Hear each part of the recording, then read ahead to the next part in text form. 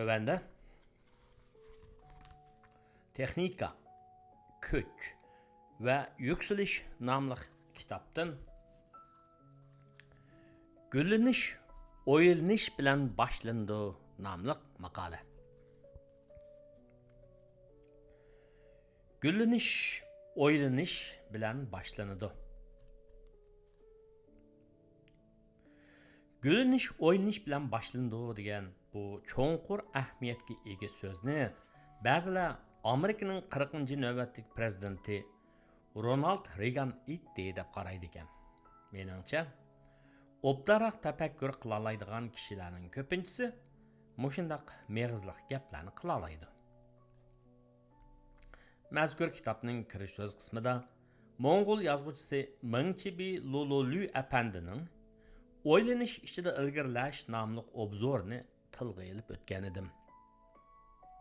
Buning sababi u millatimizning yangi tarixiy sharoitda ilgirlashga tashna bo'layotganligi, ilgirlash jasoratiga ega ekanligini, shundaqla o'ylanish orqali ilgirlash yo'lini topa oladiganligiga bo'lgan ishonchini tarixiy faktlar bilan birlashtirib, shu vaqtdagi ijtimoiy muhit yo'l qo'ygan doirada xeyli atrofliq yo'ritib bergan.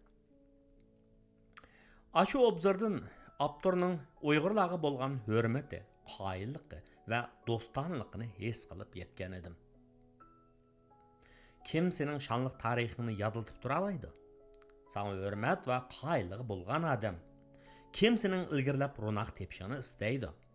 Sana yaxshilik tilaydigan odam. Bundaq odam haqiqiy do'st hisoblanadi.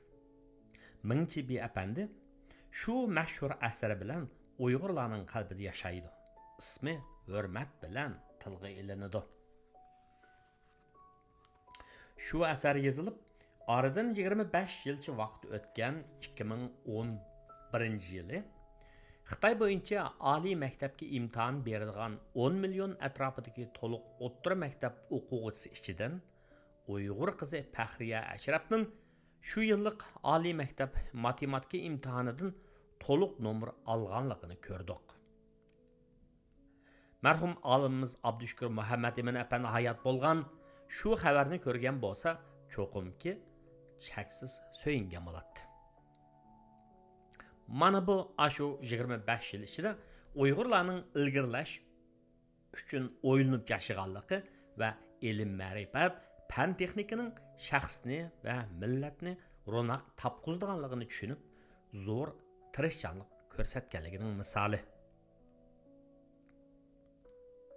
İlave, Faxriya Ashraf keyin Harvard Universitetining Ommaviy saqliq institutida magistrlikni olib, ondan Michigan Universitetidan doktorlikni oldi.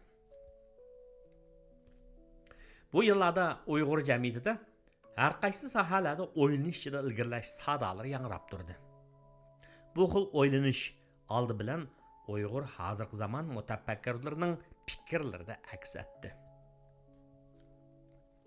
Marhum olim Abdushukur Muhammad Emin xalqim o'zini chirmab olgan illatlardan xoli emas.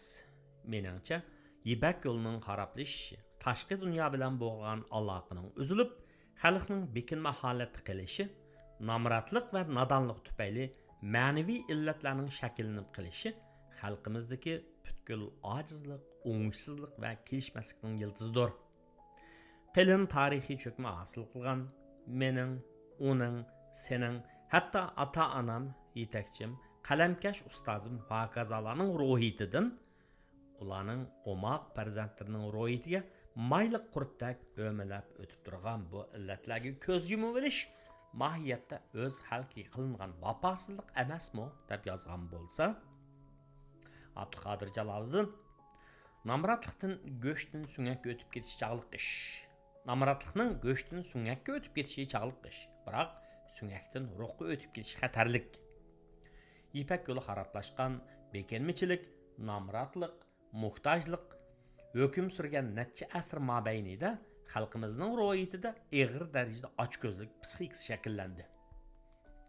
Moddiy ehtiyoji kafolatga erishilmagan xalqdan ma'naviy yuksaklikni talab qilish xuddi gachidan naqsh talab qilgandek bir ish deb yozgan. Ham bu yakunni chiqarishning orqa ko'rinishi sifatida mundaq bir misolni ko'rsatgan. Bir xaridor oshpazlikka kirib o'tib, eshik tubidagi po'kayda turgan xo'jayindan "Tazliq o'yini ishlatib olsam bo'lamdi?" deb so'raydi. Xo'jayin to'nglik bilan qapqini silib, "Tazliq o'yi tamoq yegan xaridorlarga o'choq, boshqalarning kirishiga bo'lmaydi" deb javob beradi. Bu qo'pollikdan dili azarigan xaridor orqasiga burilib ketib qoladi. Bundaq ishqa umumiylik vakillik qilmaydi. Hammalar yuqorqi xo'jayindek ishtar kelmaydi. Ammo inovat va insoniylik uchun emas, balki pul uchunla mulozimat qilganlarni pat-pat uchirtib qilishimizmi biz uchun kam uchraydigan ish emas. Daryo qursa hech gap yo'q. Ishq oldidagi eriqdan suv kelmasa sakpara bo'ladigan, baynada bo'lsa voy shu yerda saxovat qildik u yoqdan, sazoyi qildik bu yoqdan deydigan ochko'zlik, tamaxurlikqa yotadigan salbiy ko'rinishlarni tizib kelsak samandek.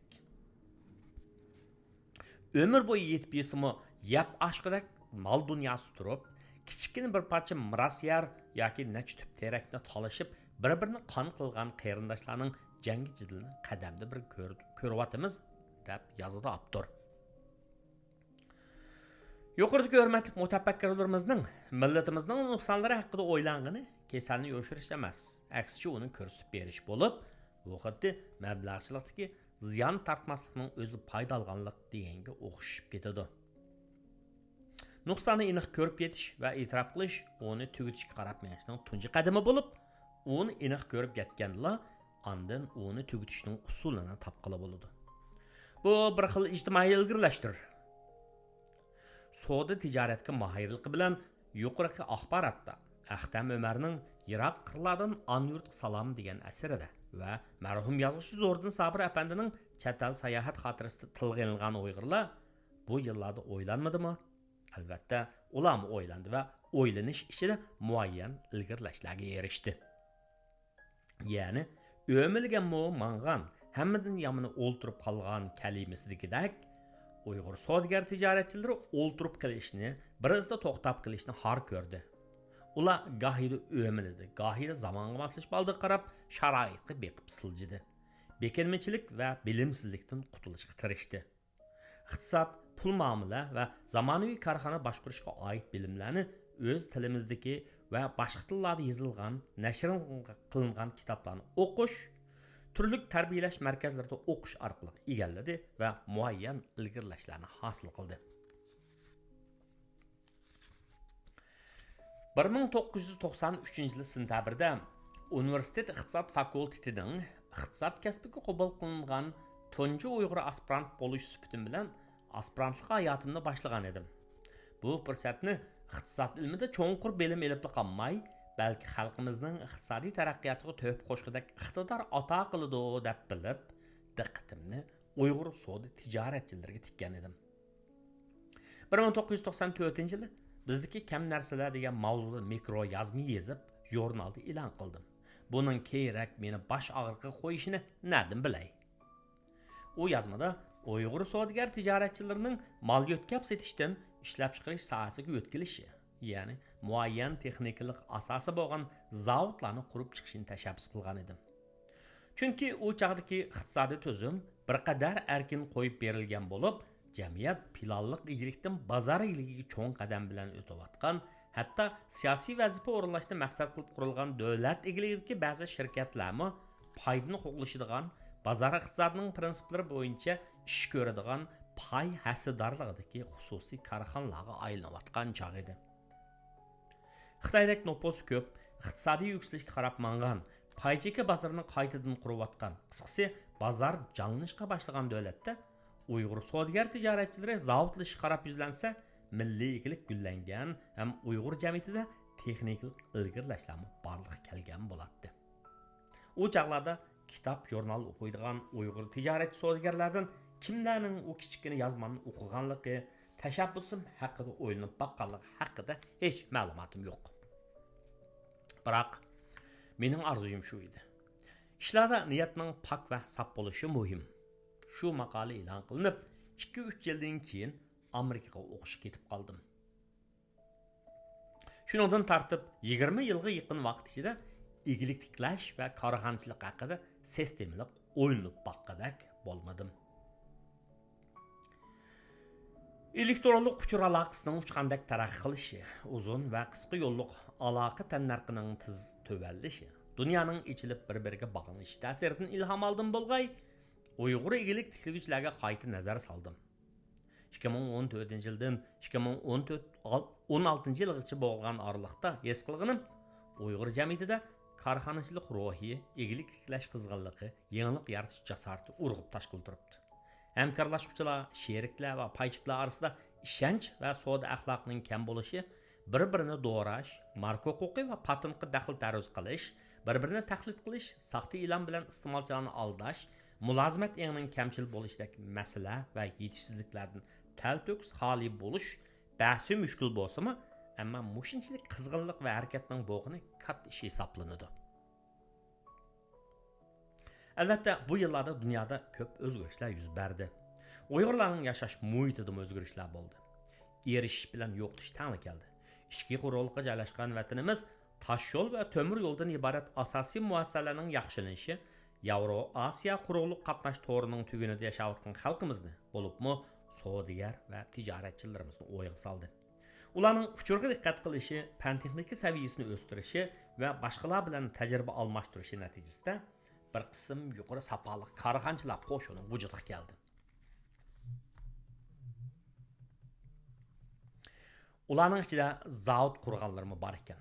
Shu yillarda Bostonga ziyoratga kelgan Uyg'ur korxonachilar o'mikini kutib oldim va o'zim takliflik professorlik qiladigan institutda ularga leksiya so'zlab berdim.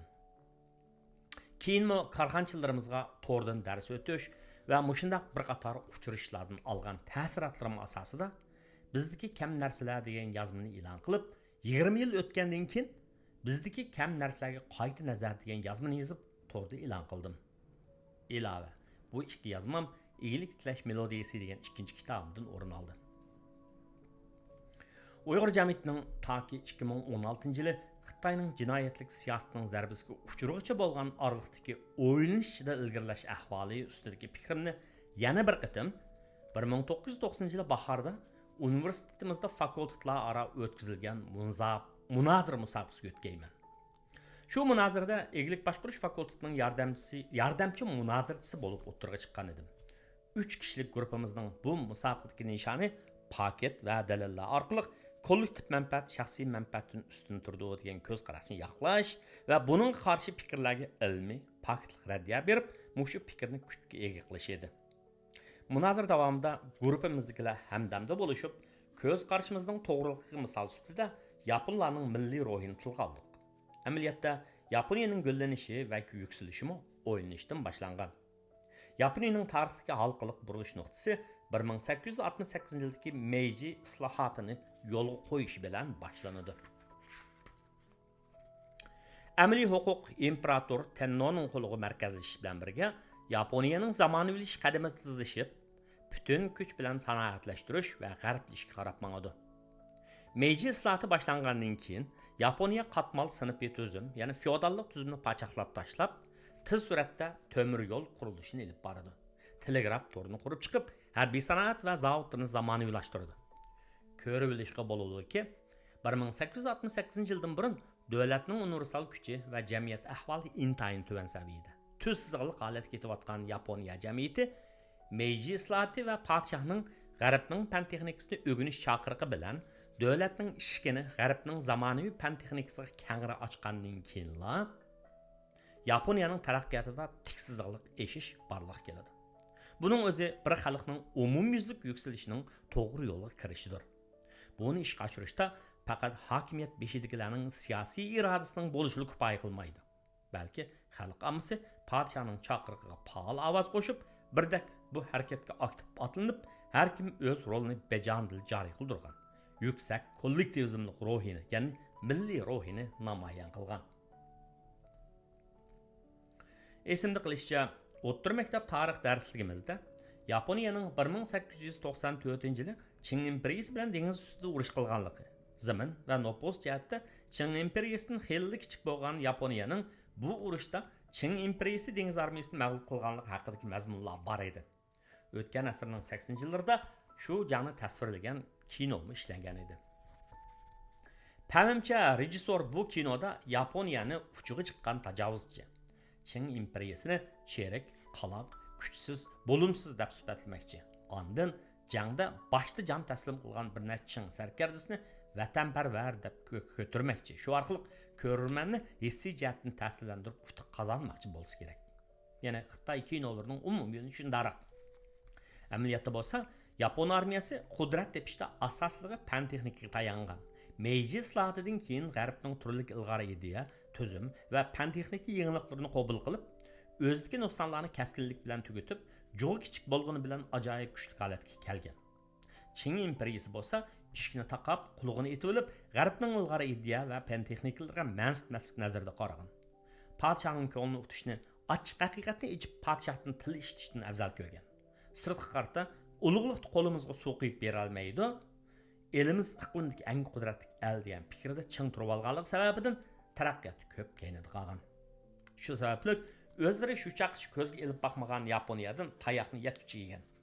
Amaliyotda butun dunyoni hang-tang qoldirgani, shu urushdan bir necha yil keyin dunyo bo'yicha eng kuchli davlatlar qatorida sanalib kelgan Rossiya dengiz flotimi sap tartib Yaponiyaga hayva qilib kelgan. Yaponiya dengiz armiyasi qaytirib hujumga o'tib, Rossiya dengiz flotini talto'kis bejit qilib tashlagan va tarixdagi tunji qitimliq Osiyoliklar g'arbliklarni yengan yoki seriq tanliklar oq tanliklarni yengan urush deb sifatlangan.